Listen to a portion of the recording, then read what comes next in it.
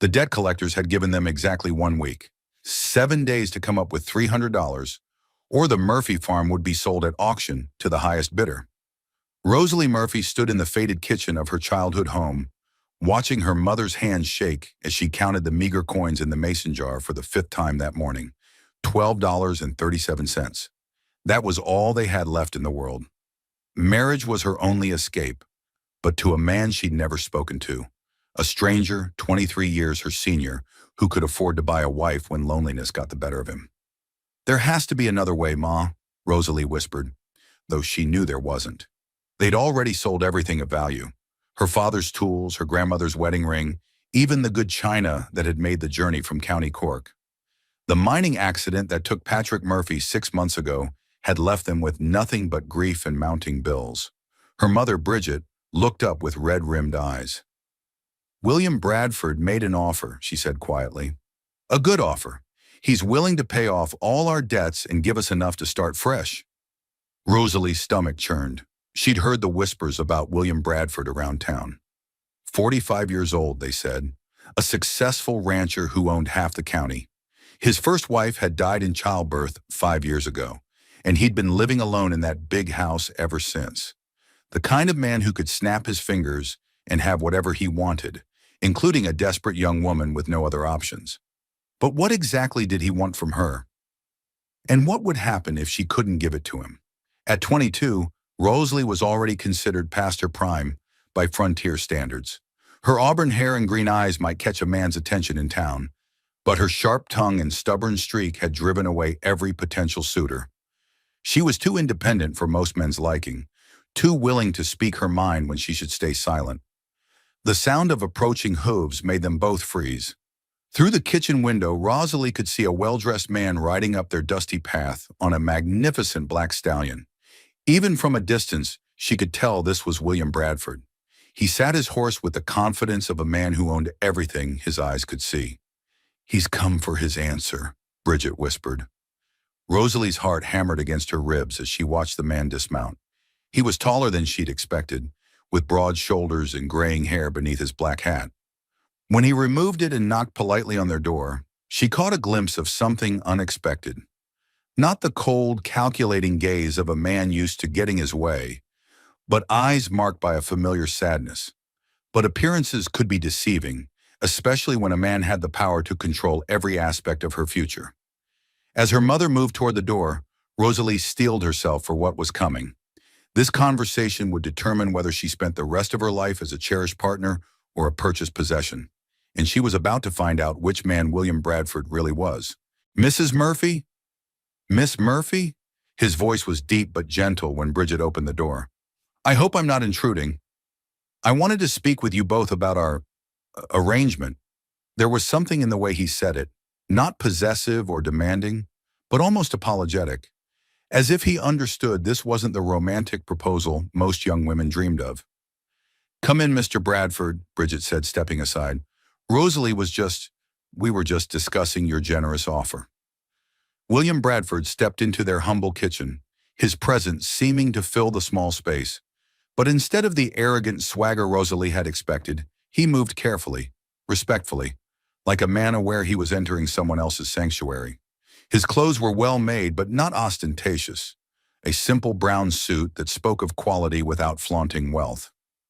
"Miss Murphy," he said, turning to face her directly, "I want you to know that I don't take this lightly. Marriage should be based on affection and mutual respect, not financial necessity. But I also understand that sometimes life forces us into difficult circumstances." His honesty caught her off guard. She'd prepared herself for a cold business transaction, not this thoughtful man who seemed genuinely concerned about her feelings. Up close, she could see the lines around his eyes, not from cruelty, but from squinting into too many sunrises and carrying too much grief. "What exactly are you asking of me, Mr. Bradford?" she asked, meeting his gaze despite her racing pulse. "Companionship," he said simply. "Someone to share meals with, to talk to in the evenings. Someone who might help me remember what it feels like to have a family again." He paused, seeming to weigh his next words carefully. "I'm not looking for a servant or a woman to dominate. I'm looking for a partner, if such a thing is possible under these circumstances." The sincerity in his voice made something twist in Rosalie's chest. This wasn't the controlling older man she'd imagined. This was a lonely widower who missed having someone to care for.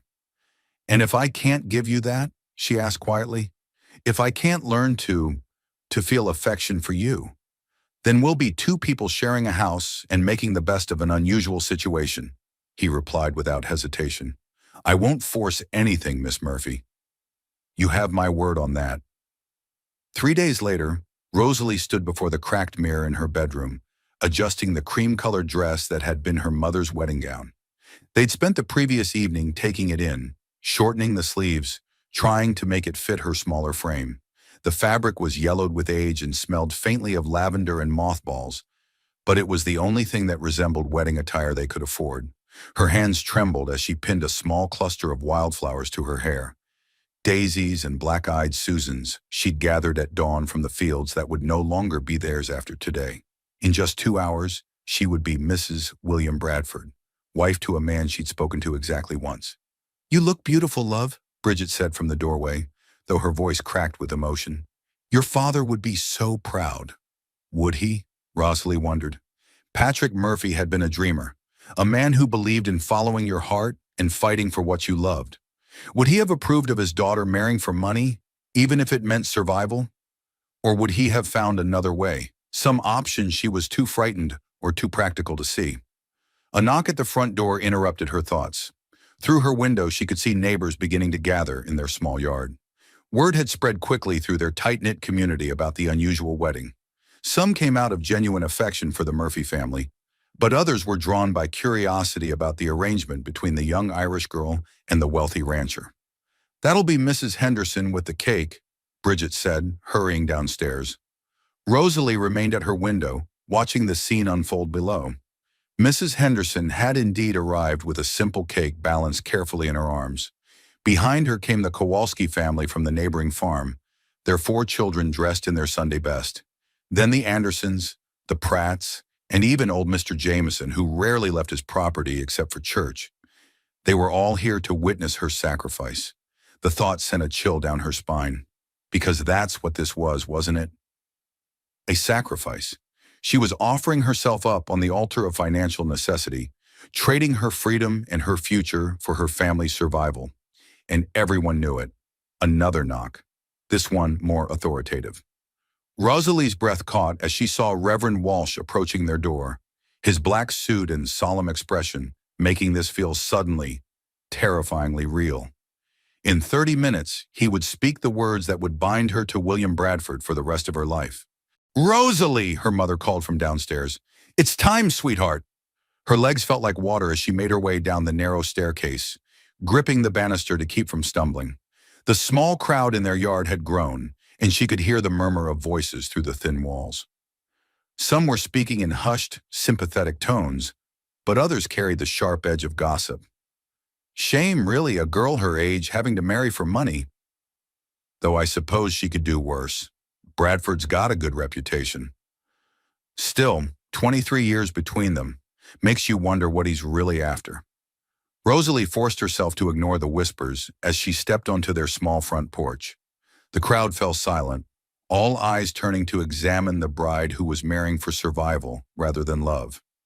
She held her chin high, determined not to let them see how terrified she was. And then she saw him. William Bradford stood near the old oak tree at the edge of their property, speaking quietly with Reverend Walsh. He wore a dark suit that fit him perfectly, and his hair was neatly combed beneath his black hat. When he looked up and saw her, something flickered across his face. Not possession or satisfaction, but what looked almost like regret. He approached slowly, his movements careful and measured. When he reached the porch, he removed his hat and looked up at her with those same sad, kind eyes she remembered from their first meeting. "Miss Murphy," he said softly, his voice meant only for her, "you look lovely, but I want you to know, if you've changed your mind, if this isn't what you want, just say the word. I'll pay your family's debts anyway. No strings attached." The offer stunned her. Here was her chance to escape, to back out of this arrangement without consequence. But what then? She would still be a burden to her mother, still be a woman with no prospects and no future. At least this way, Her sacrifice would have meaning. "I haven't changed my mind," she said, though her voice was barely above a whisper. He nodded, but she caught a flash of something in his expression. Disappointment? Relief? It was gone too quickly for her to be sure. "Then shall we begin?" Reverend Walsh called out, his booming voice carrying across the yard. The ceremony itself passed in a blur. Rosalie heard the words, the promises to love, honor, and obey, but they felt like they were happening to someone else. Her responses came automatically, years of church attendance having embedded the proper replies deep in her memory. William's voice was steady and sure when he spoke his vows, but she noticed he paused slightly at the word love, as if he too understood the impossibility of promising something that couldn't be forced. When Reverend Walsh pronounced them husband and wife, William leaned down to brush a gentle kiss across her cheek, a gesture that was proper and respectful, but completely devoid of passion. The crowd applauded politely, but Rosalie could feel the weight of their judgment, their pity, their curiosity about what would happen next. But what would happen next? As Mrs. Henderson cut the cake and neighbors offered their congratulations, Rosalie realized she had no idea what her new life would actually look like. Would William expect her to share his bed immediately? Would he demand the rights of a husband even though they were strangers? The thought made her stomach clench with fear. As if sensing her distress, William appeared at her side. "Mrs. Bradford," he said, and the name sounded strange on his lips. "When you're ready, I'll take you home." Home. His house would be her home now, but it felt like she was being transported to a foreign country where she didn't speak the language or understand the customs. 20 minutes later, she was sitting beside him in his wagon, her few belongings packed in a single trunk behind them. The crowd had dispersed, and her mother had tearfully kissed her goodbye, whispering promises to visit soon. Now it was just the two of them, heading toward a future neither of them had planned. "Mrs. Bradford," William said as they rode through the gathering dusk, "I know this is difficult, but I want you to know that you're safe with me. Whatever else happens, you're safe. Safe."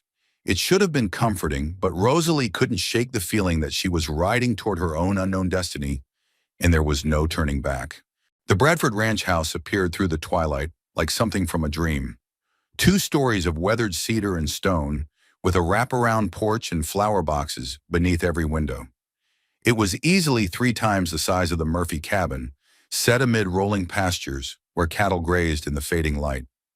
Rosalie had known William was prosperous, but seeing his home made the gulf between their backgrounds feel even wider. "It's beautiful," she said softly, meaning it despite her nervousness. William pulled the wagon to a stop near the front steps and turned to look at the house, as if seeing it through her eyes. "My first wife, Margaret, she had a gift for making things beautiful. Most of what you see was her doing." His voice carried a familiar note of sadness when he spoke of her. As he helped Rosalie down from the wagon, she noticed how careful he was not to touch her more than necessary, his hand steady on her waist just long enough to ensure she was safely on the ground before immediately stepping back. Everything about his behavior suggested a man trying very hard not to frighten her. The front door opened before they reached it, revealing a middle-aged Mexican woman with graying hair and kind eyes. She wore a simple brown dress and an apron dusted with flour. "Senor Bradford," she said with a warm smile, "and you must be Senora Bradford. Welcome home." "Rosa, this is my wife, Rosalie," William said, and Rosalie noticed he didn't stumble over the word this time. "Rosalie, this is Rosa Mendoza. She manages the household and keeps me from starving to death." Rosa's laugh was rich and welcoming. "Come, Senora, you must be tired after such a big day. I have dinner waiting, and I've prepared the blue room for you." The blue room? Rosalie had expected to be shown to William's bedroom, their bedroom, but Rosa was leading her up the wide staircase toward what was clearly a separate space. Her confusion must have shown on her face because William cleared his throat. "I thought you might prefer your own room, at least initially," he said, his tone carefully neutral. "Until you're more comfortable with all of this." Relief flooded through her so suddenly that her knees nearly buckled. She'd been dreading this moment all day. The awkward transition from stranger to wife, the physical intimacy expected of marriage. But William was offering her time, space, the chance to adjust to her new life without pressure. Thank you, she whispered, and meant it more than he could possibly know. The blue room was lovely, wallpapered in a soft floral pattern, with a four-poster bed, a writing desk by the window, and a wardrobe that could hold 10 times the clothes she owned. Fresh flowers sat on the bedside table, and someone had turned down the coverlet and left a clean nightgown folded on the pillow. Rosa thought you might not have had time to pack everything you needed, William explained, seeing her surprise at the nightgown. She can take you into town tomorrow to get whatever else you require. This is, this is more than I expected, Rosalie said, running her fingers over the smooth cotton of the nightgown.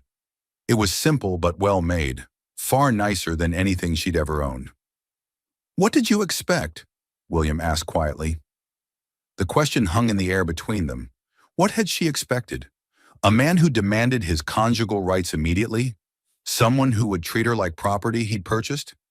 She realized she didn't know how to answer without insulting him. I don't know, she said finally. I've never been married before. Something that might have been a smile flickered across his face. Neither have I, really. Not like this. He paused, then added, Would you like to freshen up before dinner? Rosa's been cooking all afternoon, and she'll be offended if we don't do justice to her meal. Dinner was served in a dining room that could have seated 12, though they sat at one end of the long table with Rosa fussing over them like a mother hen. The food was delicious. Roasted chicken with herbs, fresh bread, vegetables from the garden, and a berry pie that melted on Rosalie's tongue. Rosa's been with the family for 15 years, William explained, as the housekeeper bustled back to the kitchen for more butter. She came here when Margaret was pregnant with... He stopped abruptly, his face clouding over. With your child? Rosalie asked gently. He nodded, his hands tightening on his napkin. Sarah. We lost them both during the birth. Rosa helped me through the worst of it afterward. I don't know what I would have done without her. The pain in his voice was so raw that Rosalie felt her own eyes sting with tears. She'd lost her father, but William had lost his entire family in one terrible day. No wonder he seemed so careful, so afraid of causing more pain. I'm sorry, she said softly. That must have been unbearable. It was. He looked up at her, and she saw something in his expression she hadn't expected. Gratitude that she understood. I thought I'd never want a family again. But the loneliness, it's been harder than I anticipated. They finished their meal in comfortable silence after that, both lost in their own thoughts. When Rosa began clearing the dishes, William stood and offered Rosalie his arm. Would you like to see the rest of the house? Or are you too tired? She wasn't tired. She was too nervous to be tired. So she accepted his arm and let him show her around her new home. The parlor was elegant but comfortable, with a piano that he mentioned Margaret had loved to play. The library was William's domain, lined floor to ceiling with books on everything from cattle ranching to poetry. His study was masculine and practical, with ledgers and maps covering the large desk. Do you read? He asked, noticing how her eyes lingered on the book spines. When I can find the time. My father taught me, though my mother thinks it's a waste for a woman to fill her head with too many ideas. Feel free to borrow anything that interests you, he said immediately. Margaret always said a house without readers was just a building.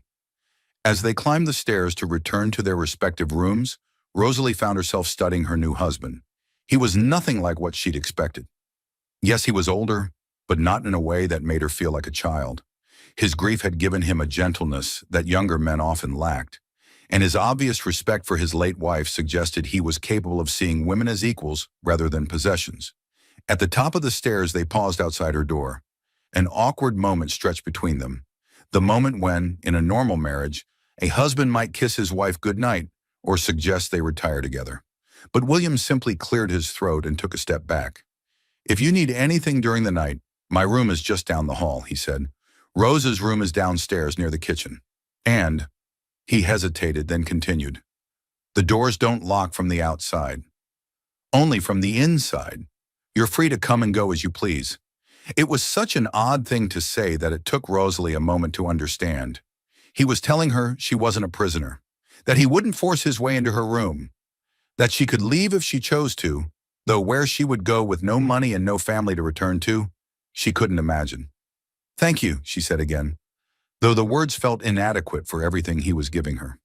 Good night, Mrs. Bradford, he said formally, touching the brim of his hat even though they were indoors. Good night, Mr. Bradford, she replied, then impulsively added, William. His name on her lips seemed to surprise them both. He looked at her for a long moment, and she thought she saw something warm flicker in his eyes before he nodded and walked away down the hall. Alone in her beautiful blue room, Rosalie sank onto the edge of the bed and tried to process everything that had happened. This morning she'd been a desperate girl with no options. Now she was the wife of a man who owned more land than she'd ever imagined, who treated her with a respect she'd never experienced, who asked for nothing more than her presence in his lonely house. She changed into the soft nightgown and slipped between sheets that smelled of lavender and sunshine. Through her window she could see the moon rising over the pastures where William's cattle grazed peacefully. Somewhere down the hall, her husband was lying in his own bed, probably staring at the ceiling and wondering what he'd gotten himself into. But as she drifted toward sleep, Rosalie realized something that surprised her. For the first time in months, she felt safe. Not just physically safe, though that was part of it. She felt emotionally safe, protected by a man who seemed to understand that trust was something that had to be earned, not demanded. Maybe this strange arrangement could work after all. Maybe William Bradford was exactly the kind of man who could teach her that marriage didn't have to mean the loss of herself. Time would tell. But tonight, for the first time since her father's death, Rosalie Murphy Bradford fell asleep without fear. Rosalie woke to the sound of voices drifting through her open window. The sun was already well up, painting golden rectangles across her bedroom floor, and she realized with a start that she'd slept later than she had in months. At home, at her mother's house, she would have been up before dawn, tending to chores and trying to stretch their meager supplies into something resembling meals. She dressed quickly in one of her two everyday dresses and made her way downstairs, following the aroma of coffee and bacon toward the kitchen.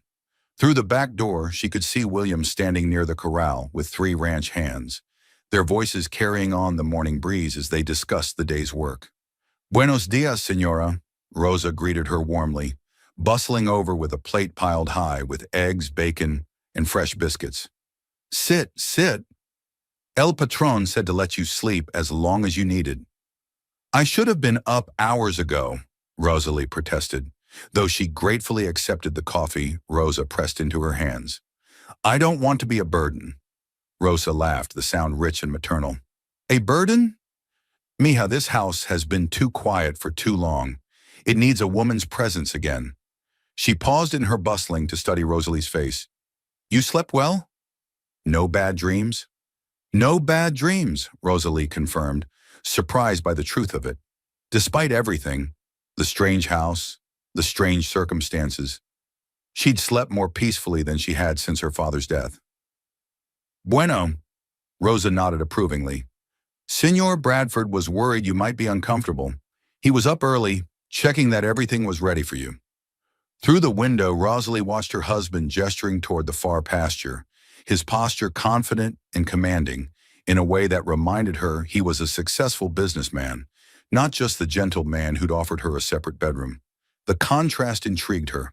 Which was the real William Bradford, the authoritative rancher or the careful, grieving widower? After breakfast, Rosa insisted on showing her the rest of the house she'd missed the night before. The root cellar, the pantry, the sewing room that had once been Margaret's domain. Each room told a story of the woman who'd lived here before, and Rosalie found herself wondering what it would be like to follow in the footsteps of someone so clearly beloved. She was a good woman, Rosa said softly, noticing how Rosalie lingered over a half-finished sampler, still stretched on its embroidery hoop. But sad sometimes. She lost 3 babies before Sarah, and each loss broke her heart a little more. William mentioned they died together, Rosalie said carefully, during childbirth. Rosa's face clouded. See, it was a terrible winter, that one. The doctor couldn't get through the snow in time. And I knew about babies, but not about the problems that can happen. We lost them both in one night. She crossed herself quickly. Senor Bradford, he blamed himself, said he should have taken her to town earlier, should have insisted she stay with the doctor. But how can a man know such things? The weight of William's grief suddenly made more sense to Rosalie. He hadn't just lost his wife and child. He'd lost them while feeling responsible for their deaths. No wonder he was so careful now, so determined not to cause more pain. "He's been alone all this time," she asked. "Alone except for me and the men who work the ranch. Oh, the senoras from town. They tried to catch his attention, brought casseroles and offers to help with the house. But he wasn't ready. Maybe he's still not ready, but—" Rosa shrugged expressively. "A man can't grieve forever. Sometimes he needs someone to remind him that life can be good again." The conversation was interrupted by the sound of boots on the back porch. William appeared in the doorway, his hat in his hands and dust on his clothes from the morning's work. "Good morning, Rosalie," he said, and she noticed he used her first name this time. "I hope you slept well." "Very well, thank you." She felt suddenly shy under his gaze, aware that she was still learning how to be a wife, even an unconventional one. "Rosa was just showing me around." "Would you like to see the rest of the property?" he asked. "I could saddle a gentle mare for you if you ride." "I do, though it's been a while." Her father had taught her on their old workhorse, but they'd sold him months ago. "Excellent. Rosa, could you pack us something for lunch? I thought we might ride out to the north pasture." An hour later, Rosalie found herself mounted on a sweet-tempered chestnut mare named Buttercup, following William across his vast holdings. The morning air was crisp and clean, filled with the scent of sage and wildflowers. For the first time in months, she felt something that might have been happiness stirring in her chest. "How long have you lived here?" she asked as they rode side by side. 15 years. I came out from Ohio after the war, looking for a fresh start. Bought this land from a family that was moving on to California." He paused, his eyes scanning the horizon with obvious pride. "It was pretty rough when I got here. Just a small cabin and a few head of cattle. Margaret and I built it up together." "She helped with the ranch work?" "Margaret could rope a calf as well as any of my men," William said with a smile that transformed his entire face. "Her father raised her to be practical. Said a frontier woman needed to know how to do everything, not just the pretty accomplishments they teach ladies back east." They crested a small hill, and William pulled his horse to a stop. Spread out below them was a sight that took Rosalie's breath away. Hundreds of cattle grazing in a valley dotted with wildflowers, while a clear stream wound through the center like a silver ribbon. "This is the heart of the ranch," William said quietly. "Everything else radiates out from here." "It's beautiful." The words were inadequate, but she meant them. She'd never seen so much open space, so much potential. At her family's farm, they'd struggled to keep a handful of chickens fed. This was prosperity on a scale she'd never imagined. They dismounted near the stream to eat the lunch Rosa had packed: thick sandwiches, fresh fruit, and sweet tea that tasted like sunshine. As they sat on a blanket beneath a cottonwood tree, Rosalie found herself studying her husband's profile. The lines around his eyes were more pronounced in the bright sunlight, and she could see threads of silver in his dark hair, but there was something peaceful about him here in this place he'd built. "You love it here," she observed. "I do. It saved me in a way. After the war, I wasn't sure I wanted to keep living. I'd seen too much death, too much destruction. But out here, building something instead of tearing it down, it gave me a purpose again." "What did you do during the war?" His expression darkened. "I was a cavalry officer. Spent 4 years fighting other Americans over something that should never have required fighting." He was quiet for a moment, then added, "I promised myself that when it was over, I'd never hurt another person if I could help it." The statement hung between them, and Rosalie understood it was as much a promise to her as it was a confession about his past. This man who could command respect from his workers, who'd built an empire from nothing, who'd survived war and devastating loss, he was promising her that he would never use his strength to hurt her. "Is that why you offered me my own room?" she asked softly. "Why you told me I could leave if I wanted to?" "Partly," he met her eyes directly, "but mostly because I remember what it feels like to be trapped. Different circumstances, but I spent 4 years taking orders from men who saw soldiers as tools to be used and discarded. I swore I'd never treat another person that way. The vulnerability in his admission made something flutter in Rosalie's chest. This wasn't the distant, calculating older man she'd feared marrying. This was someone who understood powerlessness, who chose in gentleness not from weakness but from strength. "What happened to Margaret's family?" she asked, changing the subject before the moment became too intense. "They moved back east after she died. Her mother blamed me for not getting her to a doctor sooner. She wasn't wrong." His voice carried the weight of old guilt. "They offered to take Margaret's things with them, but I couldn't let go of them yet. And now? Now I think maybe it's time." He looked at her carefully. "I don't want you to feel like you're living in a shrine to my first wife. This is your home now too. You should be able to make it yours." The offer surprised her. Most men would expect their new wives to simply accept whatever arrangements had existed before. But William was offering her the chance to create her own space, her own life, even if their marriage wasn't conventional. "I wouldn't want to erase her memory," Rosalie said carefully. "You couldn't if you tried. But maybe there's room for both, for remembering what was and building something new." As they rode back toward the house that afternoon, Rosalie found herself seeing everything differently. The ranch wasn't just William's kingdom. It was a place where two people had built a life together, where love had flourished and tragedy had struck, where a lonely man was now offering her the chance to write a new chapter. She still didn't love him. How could she, after knowing him for barely 2 days? But she was beginning to respect him, to see the man beneath the arrangement. And maybe, just maybe, that was enough to start with. After all, the strongest foundations were built slowly, stone by careful stone. The trouble started 3 weeks after the wedding, on a Tuesday morning when Rosalie was helping Rosa tend the vegetable garden behind the house. She'd fallen into a comfortable routine at the ranch, mornings spent learning household management from Rosa, afternoons reading in William's library or exploring the grounds, evenings sharing quiet dinners and increasingly easy conversation with her husband.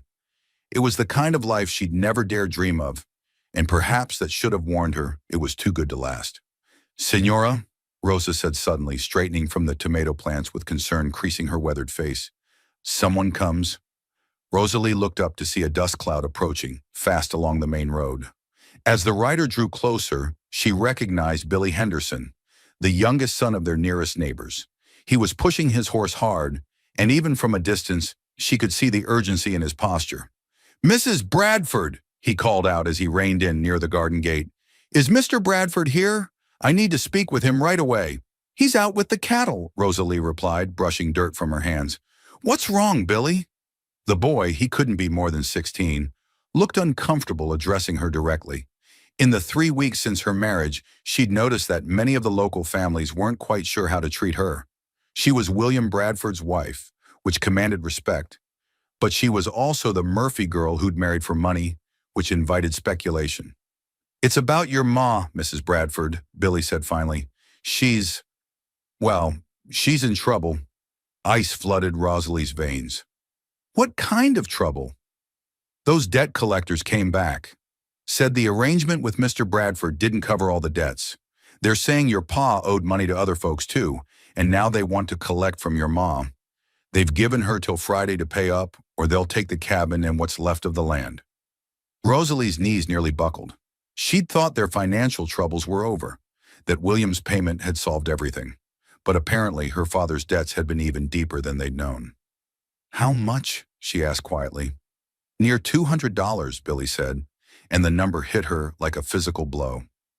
"My pa wanted you to know right away. He says if there's anything we can do." But they both knew the Hendersons were barely making ends meet themselves. $200 might as well have been $2,000 for people like them. "Thank you for riding out, Billy," Rosalie managed. I'll figure something out." After the boy left, Rosalie sank onto the garden bench, her mind racing. $200. Where could she possibly get that kind of money? She had no assets, no income of her own. Everything she had, her home, her food, her very clothes, belonged to William now. The thought of asking him for help made her stomach clench with shame. He'd already paid $300 to marry her, had given her more kindness and consideration than she'd dared hope for. How could she ask for even more? What would he think of a wife who came with hidden costs, whose family couldn't manage their own affairs. Mija, Rosa said gently, settling beside her on the bench. Bad news. My mother, Rosalie whispered, and found herself pouring out the whole story. Rosa listened without judgment, occasionally making soft sounds of sympathy. Senor Bradford will help, Rosa said when Rosalie finished. He is a good man, and your family is his family now.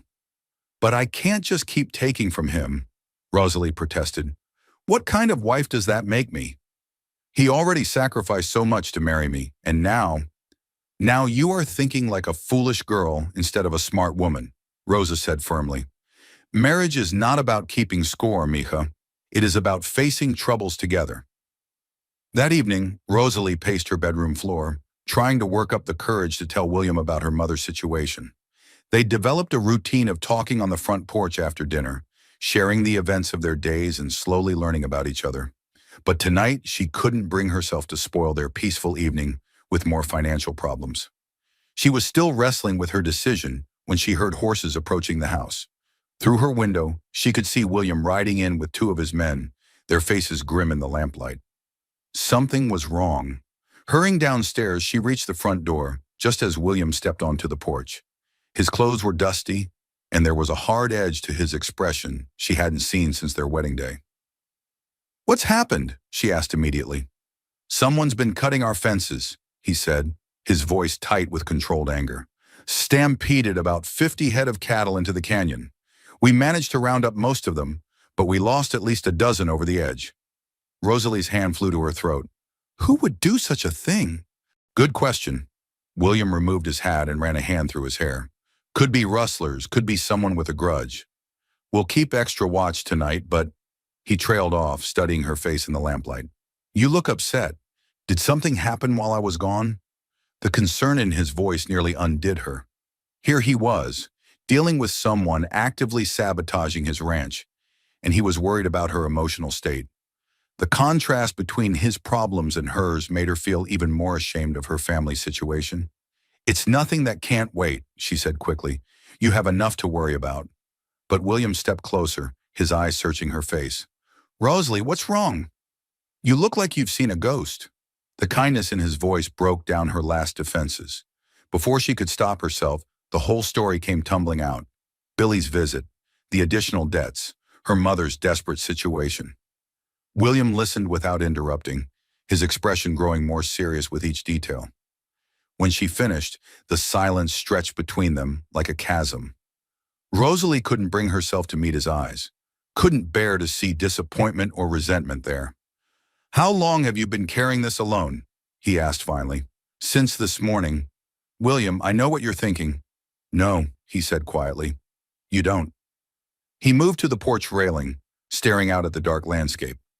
You're thinking I'm angry about the money, that I'm regretting our arrangement. Aren't you? The words came out smaller than she'd intended. He turned to face her, and in the lamplight, she could see something that looked almost like hurt in his eyes. Rosalie, do you really think so little of me? Do you think I'm the kind of man who would abandon your family over money? I think you're the kind of man who's already done more than enough, she said honestly. I think you married a woman whose family clearly can't manage their own affairs, and now you're stuck dealing with problems that just keep multiplying.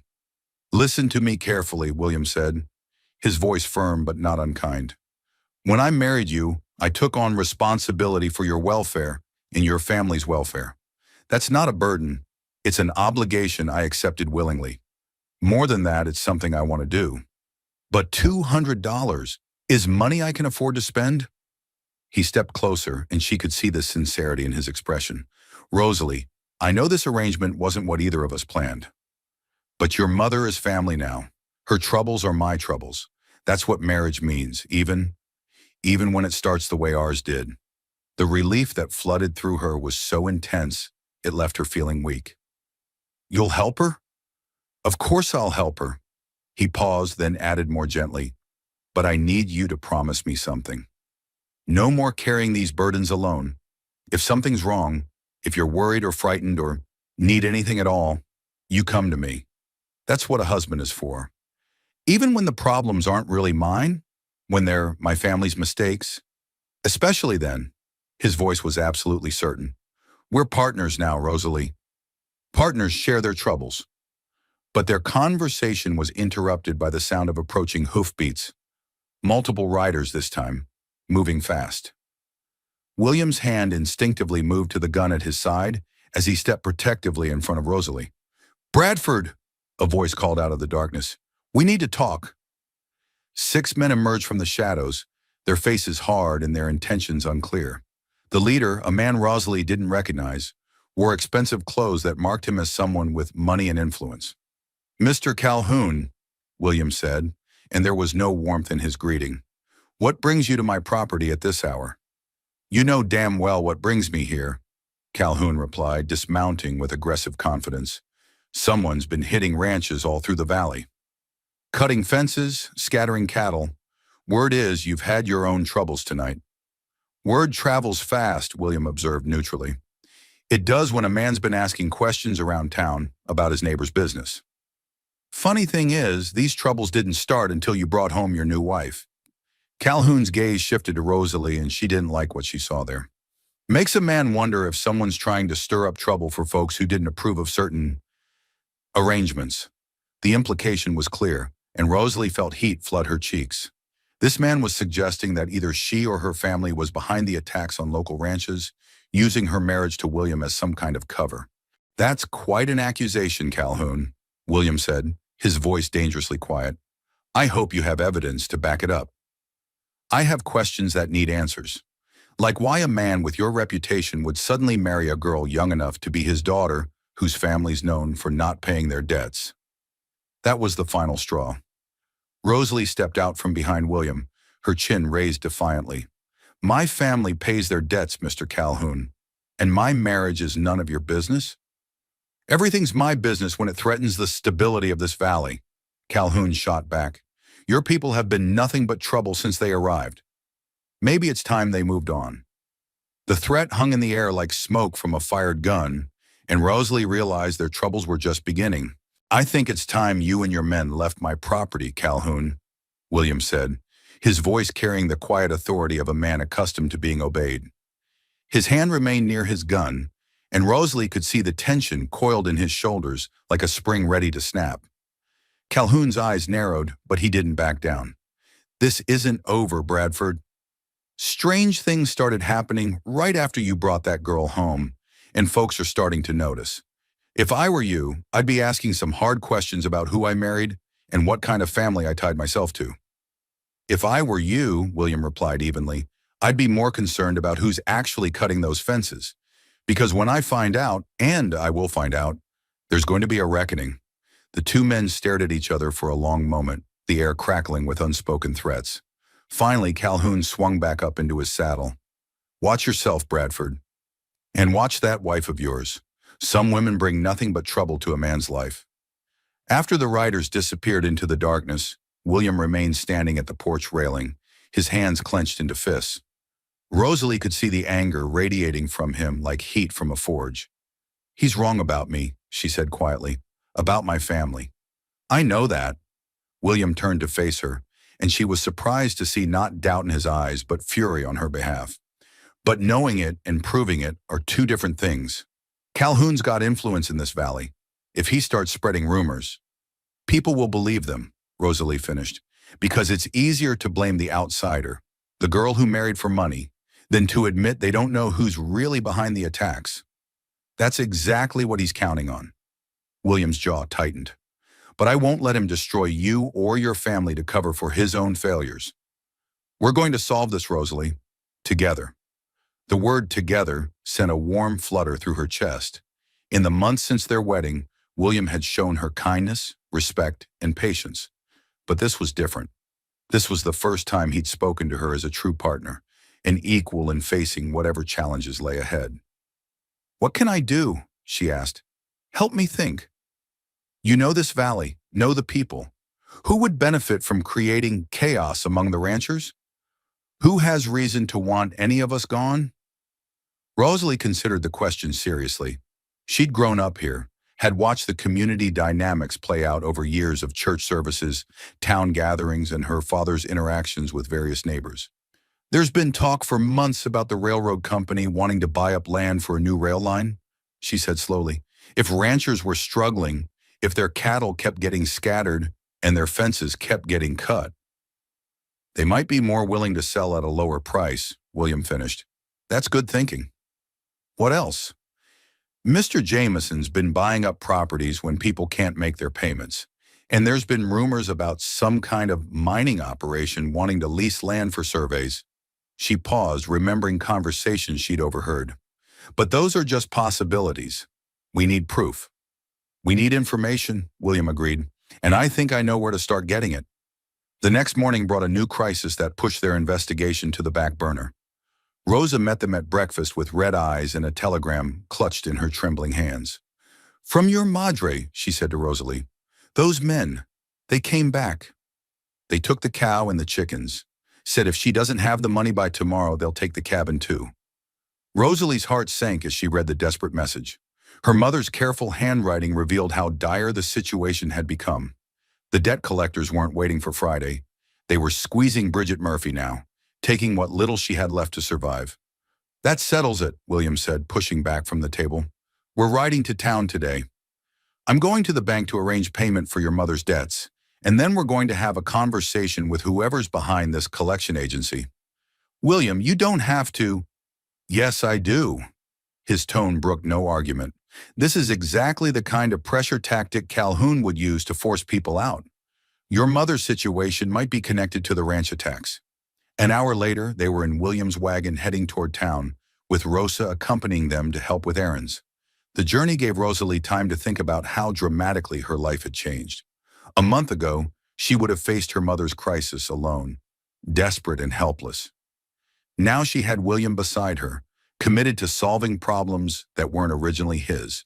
But as they approached the town's main street, Rosalie noticed something that made her stomach clench with anxiety. Small groups of people stood on corners and in front of shops, their conversations stopping abruptly when the Bradford wagon came into view. The looks they received weren't friendly. Word's gotten around, William murmured, noticing the hostile stares. Calhoun's been busy. At the bank, the situation became even clearer. Mr. Pemberton, the bank president, who'd always been cordial to William, greeted them with obvious discomfort. Mr. Bradford, Mrs. Bradford, he said formally. What can I do for you today? I need to arrange payment for some outstanding debts, William explained. The Murphy family obligations. I understand there's an urgency to the matter. Pemberton shifted uncomfortably. Well, yes, there have been some complications with that account. It seems the debt collection agency has raised questions about the legitimacy of certain arrangements. What kind of questions? Rosalie asked, though she had a sinking feeling she already knew. Questions about whether marriage agreements made under duress can be considered valid for debt transfer purposes, Pemberton said carefully. They're suggesting that the original arrangement between you and Mr. Bradford might not be legally binding for covering family obligations. William's eyes hardened. That's ridiculous, and you know it, Pemberton. I'm prepared to pay these debts in full right now. What's the legal impediment? None technically, the banker admitted, but the collection agency has suggested they might pursue legal action if payment comes from questionable sources. They're implying the marriage itself might be fraudulent. The accusation hung in the air like a poison cloud. Rosalie felt her cheeks burn with humiliation. Not only were they questioning her family's integrity, they were attacking the very foundation of her marriage to William. I see, William said quietly, but Rosalie could hear the steel beneath his calm tone. And who exactly is making these implications? The Rocky Mountain Collection Agency. They're new to the area, but they seem to have significant backing. I'm told they're affiliated with some larger business interests. Business interests like railroad companies, mining operations. Pemberton's uncomfortable silence was answer enough. They left the bank with the debt payment made, but the larger problem unresolved. The collection agency had been paid off, but the attack on their marriage's legitimacy suggested this was about more than just Bridget Murphy's debts. They're trying to isolate us, William said, as they walked down the main street toward Rosa's shopping destination. Make us look like criminals or fraudsters so no one will support us when the real trouble starts. What real trouble? Rosalie asked, though she was beginning to understand. Whatever they're planning that requires destabilizing the local ranchers. If they can make us look like the source of the problems, they can eliminate opposition to whatever scheme they're running. Their conversation was interrupted by a familiar voice calling Rosalie's name. She turned to see her friend Mary Kowalski approaching, but Mary's usual warm smile was strained. "Rosalie," Mary said carefully, "I'm glad I ran into you. I wanted you to know, well, there's been talk." "What kind of talk?" Mary glanced around nervously before stepping closer. "People are saying you might have information about who's been attacking the ranches. Some folks think, well, they think maybe your family's mixed up in it somehow." "That's ridiculous," Rosalie said hotly. "My mother can barely afford to feed herself. What possible reason would she have to attack ranches?" "I know it's ridiculous," Mary said quickly, "but that man Calhoun, he's been asking questions. Talking about debts and desperate people, and how sometimes folks do desperate things." William stepped closer to Rosalie, his presence both protective and supportive. "Mary, has anyone actually seen anything suspicious? Or are these just rumors based on coincidental timing?" "Just rumors as far as I know," Mary admitted. "But Mr. Bradford, you know how people talk in a small town. Once stories get started, they take on a life of their own," William finished grimly. That afternoon, as they prepared to head home, they received an unexpected visitor. Sheriff Morrison approached their wagon with obvious reluctance, his weathered face showing the strain of whatever news he carried. "William, Mrs. Bradford," he said, touching his hat brim, "I'm afraid I need to ask you both some questions." "About what?" William asked, though his tone suggested he already suspected. "There was another attack last night. The Hendersons lost about 20 head of cattle, and their barn was set on fire. Billy Henderson says he saw riders heading in the direction of your place afterward." Rosalie's heart sank. Billy, the same boy who'd brought news of her mother's troubles, was now placing them near the scene of another attack. "Sheriff," William said carefully, "what exactly are you suggesting?" "I'm not suggesting anything, but I've got people asking questions, demanding answers. Calhoun's group is putting pressure on me to investigate everyone who might have information about these attacks." "Including my wife?" "Including everyone, William." "I'm sorry, but I've got to ask. Where were you both last night between 10 and midnight?" "At home," Rosalie said immediately. "William was checking on the cattle after we'd heard about fence cutting, and I was in the house with Rosa." "Can Rosa verify that?" "Of course she can," William said, his voice tight with controlled anger. "But Sheriff, you've known me for 15 years. Do you really think I'd be involved in rustling my neighbor's cattle?" Morrison's discomfort was evident. "No, William, I don't. But I've got a job to do, and right now that job includes asking hard questions of everyone who might have answers." As the sheriff walked away, Rosalie felt the weight of isolation settling over them like a heavy blanket. The community that had welcomed her marriage with polite skepticism was now viewing them both with open suspicion. "They're going to keep coming after us," she said quietly. "Until they find someone to blame for these attacks, we're going to be their primary suspects." "Then we'd better find the real culprits first," William replied, "because I'll be damned if I let them destroy what we're building together." The determination in his voice surprised her. Somewhere along the way, their convenient arrangement had become something William was willing to fight for.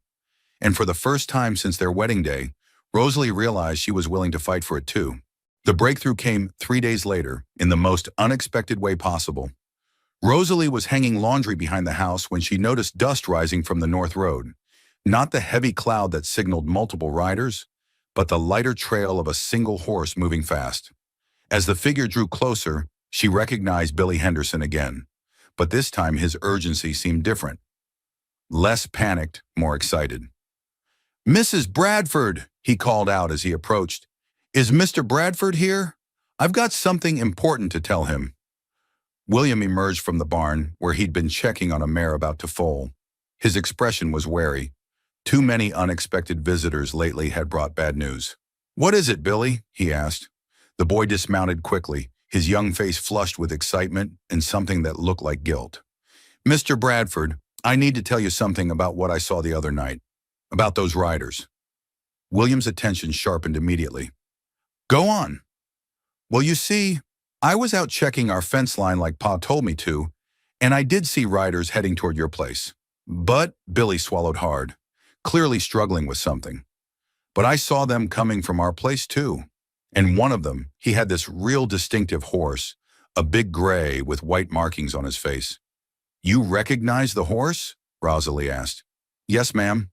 It belongs to Jake Morrison, the sheriff's own son. The implications hit like a thunderbolt. Sheriff Morrison's son, involved in the very attacks his father was investigating. No wonder the sheriff had seemed so uncomfortable when questioning them. He'd been trying to deflect attention from his own family. Billy, William said carefully, why didn't you mention this before? The boy's face reddened. Because Jake Morrison told me if I said anything, he'd make sure my family got blamed for everything. Said he had friends who could make our lives real difficult. He paused, then added in a rush, but I can't let you and Mrs. Bradford get in trouble for something you didn't do. It ain't right. William placed a hand on the boy's shoulder. That took courage, Billy. More courage than most grown men would have shown. There's more, Billy continued. I followed them part way that night, just to see where they were really going. They didn't head to your place at all. They went to that old line shack near Devil's Canyon, the one that's been abandoned for years. You think they're using it as a meeting place? Rosalie asked. Could be. And Mr. Bradford? I saw something else yesterday when I was hunting near there. There's been surveying going on. Someone's marked trees and driven stakes into the ground, like they're planning to build something. William and Rosalie exchanged glances. The pieces were starting to fit together. The railroad company's interest, the systematic attacks on ranchers, the pressure to sell land cheap. Someone was orchestrating a campaign to destabilize the valley's cattle operations. Billy, I want you to go home and tell your father everything you just told us, William said, but don't mention it to anyone else yet. If Jake Morrison is involved, there might be others, and we don't know who we can trust. After Billy left, William turned to Rosalie with a grim expression. We need proof. Real evidence that connects the attacks to whoever's behind this land grab scheme. You're thinking of going to that line shack, Rosalie said. It wasn't a question. Tonight, after dark, if they're using it as a base of operations, there might be supplies, papers, something that proves what they're up to. I'm coming with you. William shook his head immediately. Absolutely not. It's too dangerous. William, Rosalie said firmly, if you get caught out there alone, who's going to believe your side of the story? But if I'm with you, I can testify to what we find. 2 witnesses are better than 1. Rosalie, we're partners, remember? You said it yourself. Partners share their troubles and work together to solve them. He stared at her for a long moment, and she could see the internal struggle playing out across his features. The protective husband warring with the practical man who knew she was right. If we do this, he said finally, you follow my lead completely. No arguments, no heroics. If I tell you to run, you run. Agreed. That night they rode out under a quarter moon, taking a circuitous route that would keep them away from the main roads. William had armed himself with a rifle and his sidearm, while Rosalie carried a smaller pistol he'd insisted she take. The weight of it in her pocket was both comforting and terrifying. The line shack sat in a small clearing surrounded by dense woods, its windows dark and apparently empty. But as they approached on foot leading their horses, Rosalie could see signs of recent activity. Fresh wheel ruts in the dirt, a pile of ashes from a recent fire, supplies stacked under a lean-to that definitely hadn't been there when the shack was abandoned. Someone's definitely been using this place, William whispered. They tied their horses at the edge of the clearing and crept closer to the building. Through a gap in the shutters, William peered inside, then motioned for Rosalie to look. What she saw made her heart race. The interior of the shack had been transformed into a makeshift headquarters. Maps covered one wall, marked with red X's that she realized corresponded to the locations of recent attacks. A table held neat stacks of papers, and she could make out what looked like property deeds and survey reports. We need to get inside, William murmured. The door was locked, but William had brought tools for that possibility. Within minutes, they were inside the shack, examining the evidence that would finally prove their innocence. The maps told the whole story. Every ranch that had been attacked was marked, along with notations about property values, debt levels, and estimated sale prices. But more damning were the papers on the table: contracts with the Rocky Mountain Collection Agency, correspondence with the Transcontinental Railroad Company, and a list of local men who'd been recruited to carry out the attacks. Jake Morrison's name was there, along with several others that Rosalie recognized as men who'd been struggling financially. They'd been offered money to create chaos in the valley, preparing the way for the railroad to acquire land at bargain prices. "This is it," William said grimly, photographing the documents with a small camera he'd brought. "This proves everything." But their moment of triumph was short-lived. The sound of approaching horses reached them just as William finished with the last document. "We need to go," he said urgently. "Now!"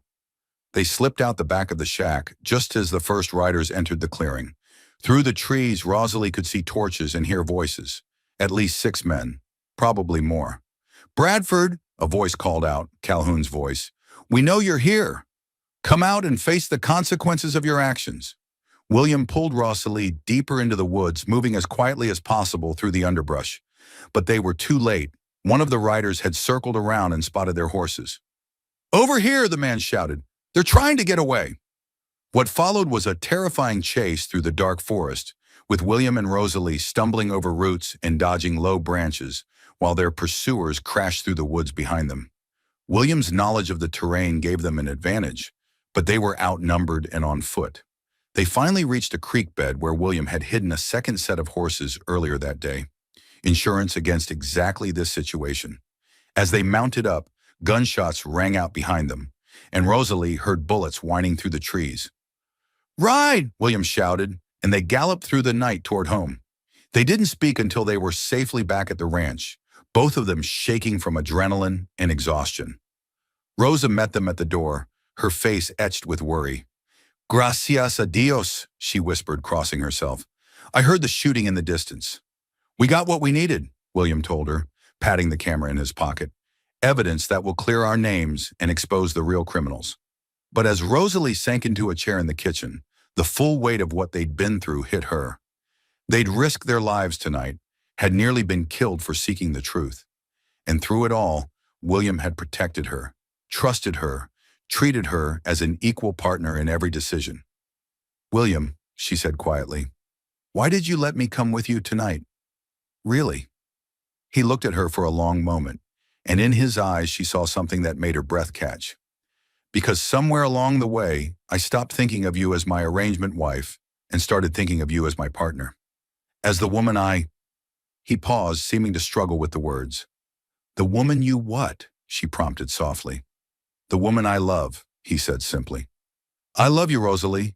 Not because I have to, not because it's convenient, but because you're brave and strong and kind, and you've made me remember what it feels like to want to protect something precious." The words hung between them like a bridge waiting to be crossed. Rosalie's heart pounded as she realized that what she'd been feeling for weeks now finally had a name. "I love you too," she whispered. "I didn't expect to. Didn't think it was possible, but somehow it happened anyway," William finished. When he kissed her this time, it wasn't the polite peck of their wedding day or the gentle brush of lips she'd grown accustomed to. It was the kiss of a man claiming his wife, of a woman accepting her husband, of 2 people who'd found something real in the most unlikely circumstances. Outside, the first light of dawn was beginning to touch the horizon, but inside the Bradford kitchen, 2 hearts had finally found their way home. The trial of the Rocky Mountain Collection Agency conspirators became the biggest news the valley had seen in decades. William's photographs, combined with Billy Henderson's testimony and the physical evidence found at the line shack, exposed a web of corruption that reached all the way to the territorial capital. Jake Morrison and 5 other local men were sentenced to prison for their roles in the cattle rustling and property destruction. Calhoun, revealed as the local coordinator for the railroad company's illegal land acquisition scheme, fled the territory before he could be arrested. The collection agency was disbanded, their assets seized to compensate the ranchers who'd suffered losses. But perhaps the most satisfying moment came when Sheriff Morrison, faced with irrefutable evidence of his son's crimes, publicly apologized to William and Rosalie for the suspicion they'd endured. I let personal shame cloud my judgment, he admitted at the town meeting, where the truth was finally revealed. The Bradfords showed more courage and integrity than any of us, and they deserve our respect, not our suspicion. The community's attitude toward the unusual marriage shifted overnight. What had once been seen as a scandalous arrangement between a desperate girl and a lonely older man was now viewed as a love story that had triumphed over adversity. The woman who'd married for money had become the woman who'd risked her life to save her neighbors' livelihoods. 6 months after their wedding day, Rosalie stood in the same blue room where she'd spent her first night as Mrs. Bradford. But everything had changed. The nervous stranger who'd accepted a marriage of convenience was gone, replaced by a confident woman who'd found her place in the world. "Are you ready?" William asked from the doorway, adjusting his tie with the same nervous energy he'd shown on their original wedding day. Today they were renewing their vows, not because they had to, but because they wanted to.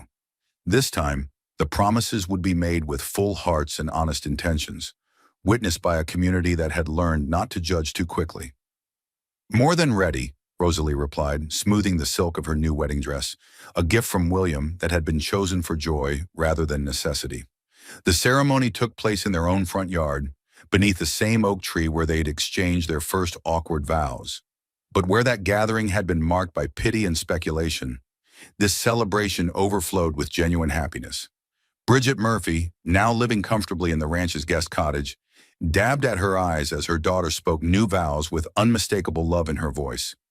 Rosa beamed with maternal pride, having helped plan every detail of the celebration. Even Billy Henderson, now considered a local hero for his courage in exposing the truth, grinned widely as he watched the couple he'd helped save. "William Bradford," Rosalie said, her voice carrying clearly across the gathered crowd, "I promise to love you not because circumstances forced us together, but because you showed me what love truly means. You gave me respect when I had nothing to offer but debt and desperation. You gave me partnership when I was prepared to be a servant. You gave me your heart when I thought mine was too broken to love again." William's response brought tears to many eyes, including Rosalie's own. "Rosalie Murphy Bradford, you came into my life when I thought my heart was buried with my first family. You showed me that love doesn't diminish when it's shared, it multiplies. You proved that the strongest marriages aren't built on passion alone, but on trust, respect, and the courage to face whatever challenges come our way. Together." When Reverend Walsh pronounced them husband and wife for the second time, the kiss they shared was nothing like the polite peck of their first ceremony. This was the kiss of two people who'd earned their happiness through trials that would have broken weaker bonds. As the celebration continued into the evening, with Rosa's feast and dancing that lasted until the stars came out, Rosalie found herself reflecting on the strange journey that had brought them here. She'd entered this marriage as a sacrifice, a woman selling herself to save her family. But somehow, in the midst of economic necessity and social pressure, she'd found something she'd never dared hope for: a true partnership with a man who saw her as an equal. Their love story might not have begun with romance, but it had grown into something stronger than passion alone. It was built on mutual respect, shared trials, and the gradual recognition that they were better together than either had ever been apart. As William swept her into his arms for their first dance as truly married partners, Rosalie marveled at how dramatically a life could change. A year ago, she'd been a desperate girl with no prospects. Tonight, she was a woman beloved by a good man, respected by her community.